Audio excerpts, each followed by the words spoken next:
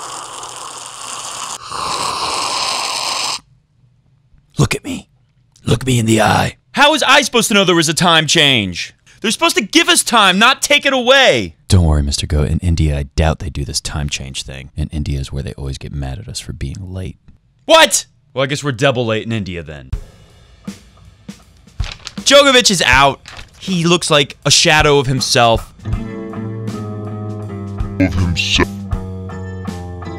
Mr. Goat is out. He's really tired. We tuned in just in time for you to see how tired a cat can get. Sasha Zverev, he's out. What a crazy tournament. Welcome to the show. I'm Matt Bradshaw. This is Mr. Goat, the co-host. This is Coffee Break Tennis, the fastest growing tennis talk show in the world. So make sure you smash the subscribe button. Sorry, Mr. Goat. And if you really like us, touch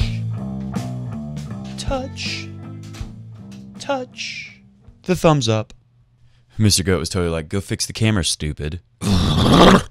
This is Coffee Break Tennis, the fastest growing tennis talk show in the world. We are in the thick of Indian Wells.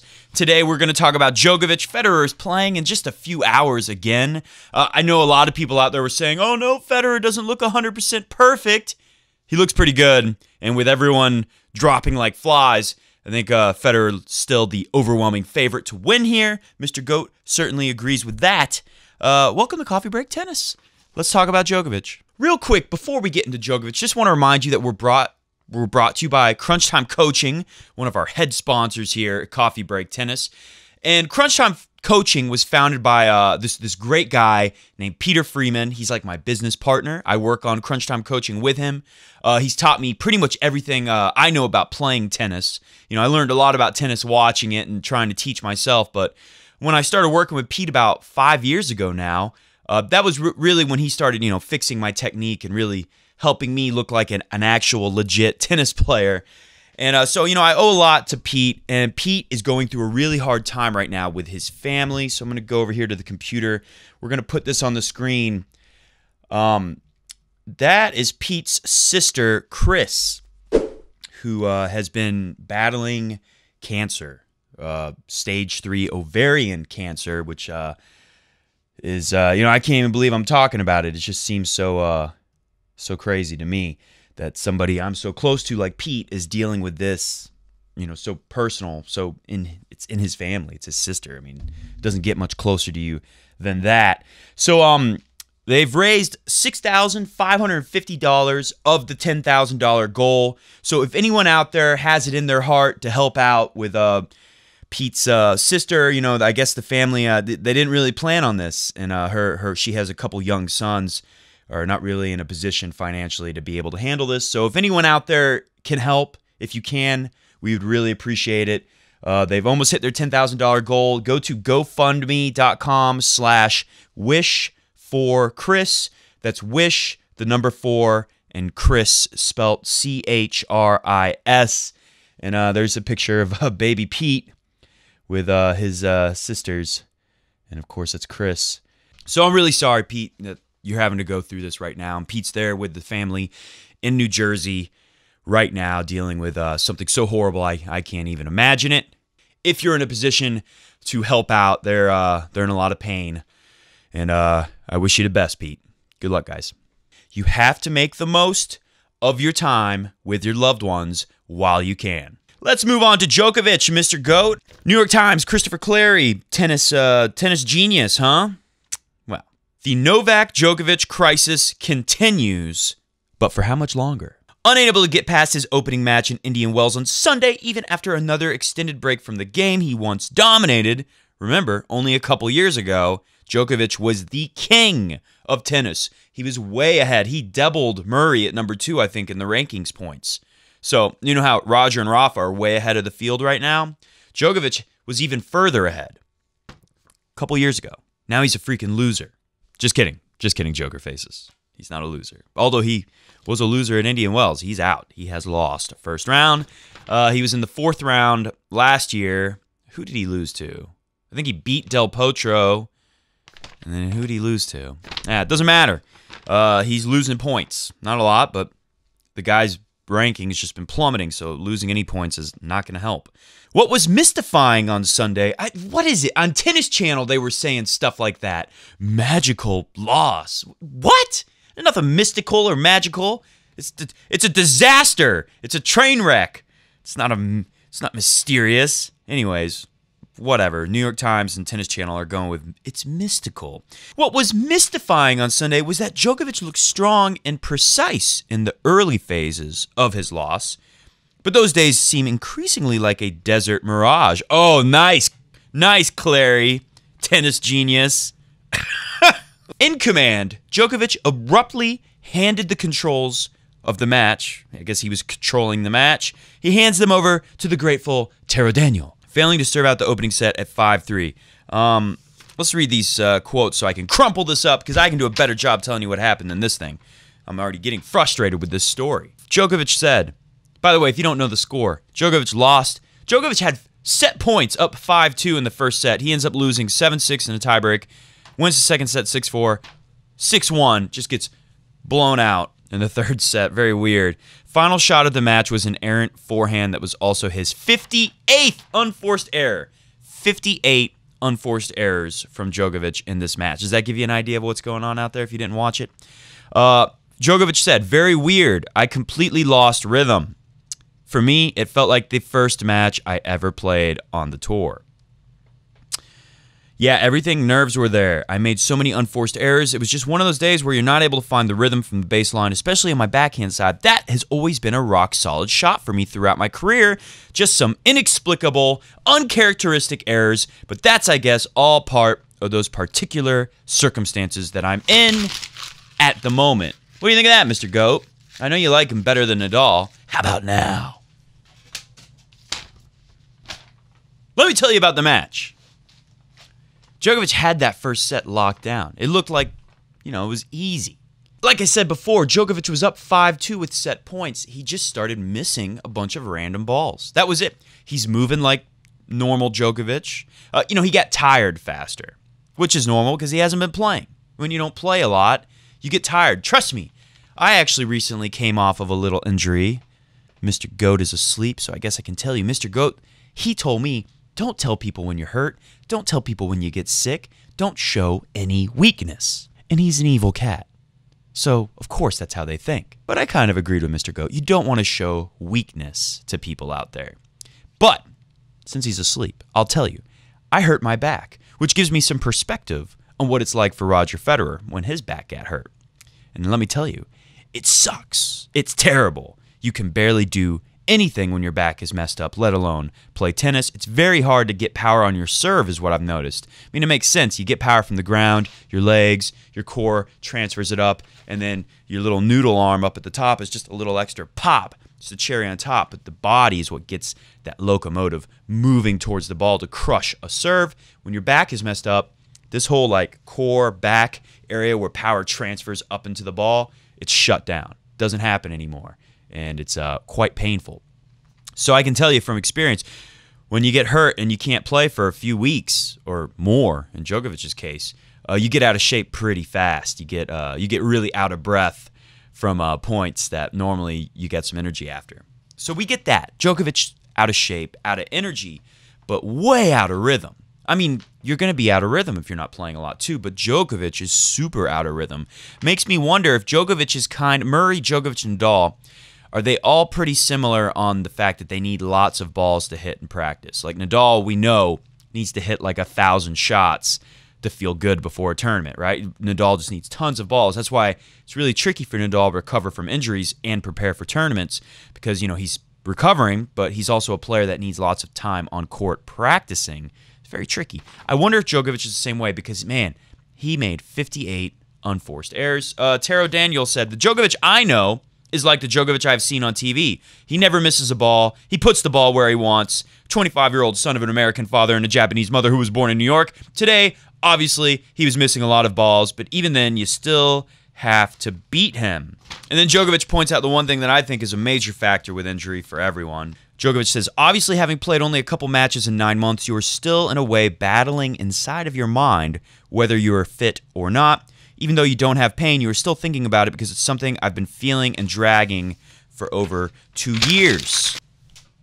I can attest to what Djokovic is saying because even though the body feels good again, you don't have the pain anymore, but you have the major fear of, ooh, how much can I put on this back, on this elbow, on this ankle, on this knee, on this hip, whatever the thing is injured, how much wear and tear can I put it through in this tennis match today before it gets re-aggravated, and oh no, I have to go home and take a long 3, 4, 5 week break from tennis again. That's all you can think about.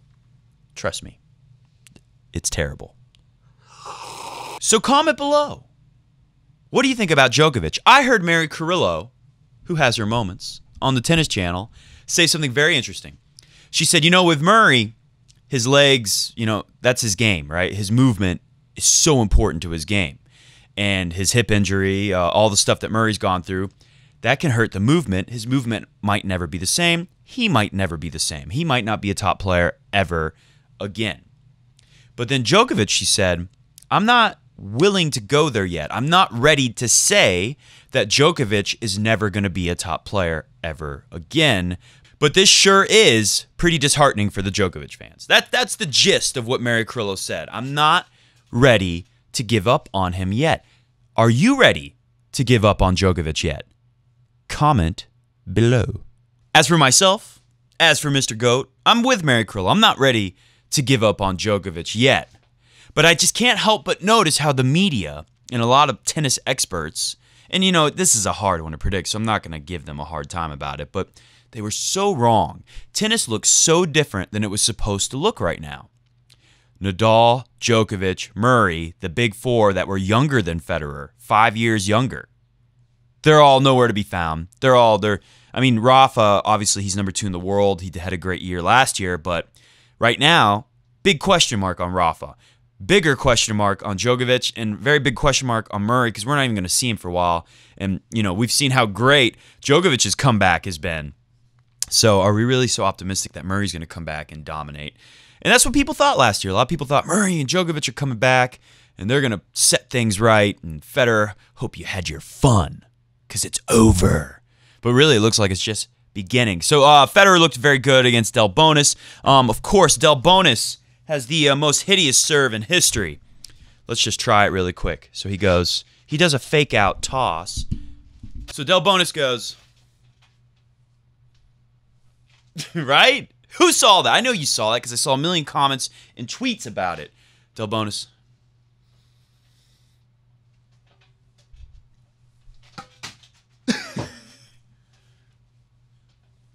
There's like a delay. There's a weird hitch in that toss. It's like a trick toss. It's like Delbonis is going to trick you into thinking he's going to toss. And let's read some comments. By the way, if you're worried about Federer, don't. Watch his match today. We'll be back tomorrow morning. We'll come back tomorrow morning and talk about Federer, maybe tonight if I'm in a mood. But I think most likely we'll be back tomorrow morning, our 11 o'clock normal time, even with the change of time. Today's our last day being late, by the way. And today, no shirts today. No CBT shirts on first and 20th comment today because we were late, and tomorrow we will be on time. I guarantee it. That way it's fair. I know some people, especially in India, they're like, yo, bro, I can't wait up to some random time at like 2 in the morning try to win your terrible scratchy shirt. So in India, tomorrow we will be on time, 11 a.m. here. I believe that's 9 p.m. in India, unless you don't have the time change. Do they have the time change in India? How many countries are there in the world? Let's read some comments because I got some stuff wrong. Patrick DeSantos, dude, did you say 249 countries? There are only 193 at the United Nations. Maybe that was a joke and I didn't get it. Yeah, it was just a joke. I'm not stupid. Don't worry. Look, YouTube analytics told me that I was being watched in like 223 countries once, and I could have sworn it said 239 or 243. Maybe they're talking about territories, islands, or so. I don't know. Ugh! Mr. Goat was so mad at that blunder on my part. Here's the one that got me started. Just wondering, does Delbonis effectively get more time between points because his service action takes so long to execute? That's from Chris Nisbet.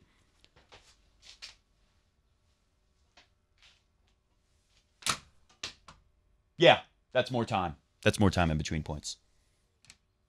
Ali Ahmed, great show, Matt. Been following you for a year now. Improvements? Spend a little more time on your hair. What? Ali, Never talk about this beautiful head of hair. It's perfect.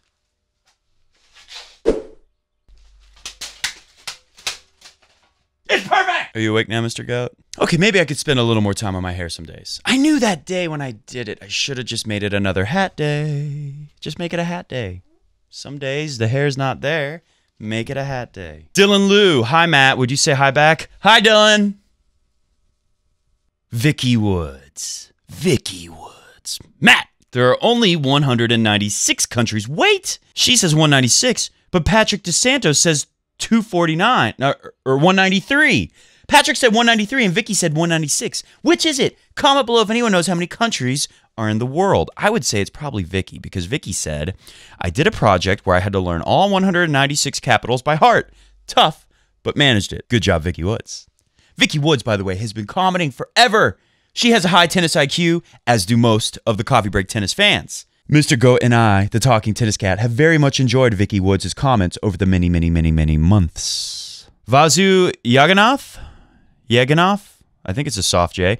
Let me know if I'm saying it wrong. Vasu? Amazing show, Matt. Best part, does anyone remember what Dimitrov did last year? Smashes it. Nothing! That was my favorite part of that last episode as well. So I'm really happy that you thought it was so funny because I just thought it was hilarious. Mr. Goat thought it was funny too. Here's a tweet. You can follow me at CoffeeBreak10s, TENS, on the Twitters if you want to tweet me. In a few hours, Federer's playing, so you might as well join the Twitters if you're not a fan or a member of Twitter yet. Follow me at CoffeeBreak10s, TENS, like the number 10, and we will watch Federer and twit about it today. At Coffee Break 10s, I loved your vid about Fed and the secret weapon, Merca. I know. Somebody else loved it too. Agree! To add to his arsenal, Fed also seems to have an incredible memory. He often speaks about upcoming opponents with in-depth analysis of what he didn't do to win. Your thoughts? P.S. I love your songs. Thank you so much for this very nice tweet. Alice Lloyd at Alice R.L. Lloyd. 2 L's in Lloyd. So Alice R. Lloyd, if you want to follow Alice, who is a Fed head and loves the show. What else do we got? Downloads. There's some stuff in there. Look at this picture from Instagram. You can follow us on Instagram at Coffee Break Tennis, spelled out the whole way. They're not like the Twitters. They let you spell tennis. They don't hate tennis over at Instagram. And last thing we'll talk about today before we go, a lot of people are talking about court speed. Look, it's slow. It's super slow, and the conditions are kind of humid, I guess, this year. That's what I'm hearing. So that's making it slower. I mean, it definitely does here. When the air gets thick, the ball moves slow. So Adam Steele, at AdamSteele82, said, hey, sorry for spamming you. I'm an avid follower of yours from Nova Scotia. Nova Scotia? Is that one of the 193 countries? Or is that something made up, huh? Mr. Goat, have you heard of Nova Scotia? Sounds like he made it up. And then people pointed out that Federer looked angry at the start of the match. If you haven't seen it, watch the highlights. He is angry. He's hitting the ball really hard in the beginning because he's mad. He didn't want to play. It was obvious it was going to rain. I mean, it was already raining a little bit. It's like, all right, guys, what are we going to start this match for with it raining? And then Delbonis is like, oh, it's fine, Roger. Come on, let's start it right now because I don't want to have to book an extra night for my hotel. You know, I'm checking out tomorrow after you beat me. So let's get this done now. Otherwise, I'm going to have to spend some money out of pocket to get another night at my hotel. That's why Delbonis wanted to play. Federer didn't want to play because, like, look, I want my rest day. I'm not going to get it tomorrow, obviously, because we're going to get rained out, as it sounds like it's going to rain out there. And Federer says, let's not start playing because you know we're going to have to stop. Look out there. He kept pointing out there. Roger was like, yes, the lines are dry, but what about that? And he was pointing out somewhere, and I'm not sure. I wasn't sure because the people at Tennis Channel kept talking over it, what he was saying exactly, but I think he was just pointing at the clouds like, look, dude, the rain is coming. Adam Steele said he looked like he was ready to chew his racket. Like that. Thank you, Adam, for your tweets. Thank you all for your comments. There were so many great comments. I don't get to all the great comments, so I'm sorry if you had a comment that was better than the ones I read. I know that's just guaranteed to happen. There's always going to be a better comment that I leave out. So sorry to you, the person with the better comment. I thought those were pretty good, though. So there you go. That's today's show. That's all the time we got for you today. We will be back tomorrow. Don't forget, keep Pete in your heart, in your prayers, in your thoughts, in your mind, whatever you do out there, whether you pray or you think about things. We all have our ways of handling stuff. It's a real tragedy for Pete and his family. So don't forget, go to GoFundMe.com/wish4 Chris. If you're at a point where you could afford to help out at all. I know some people are putting their name on there. Some people are doing it anonymous. Some people are giving $5. Some people are giving $50 to $100. So anything you could do will really help them out. We will be back tomorrow at 11 on time, giving out shirts, really scratchy, low quality shirts, bad for the skin. One of our fans, our watchers, one of our viewers from the Coffee Break Tennis family reported to me that the shirt gave him a rash. So there you go. Make sure you comment first tomorrow or 20th, and maybe you can get a rash as well. I'm just kidding. No one get a rash. See ya!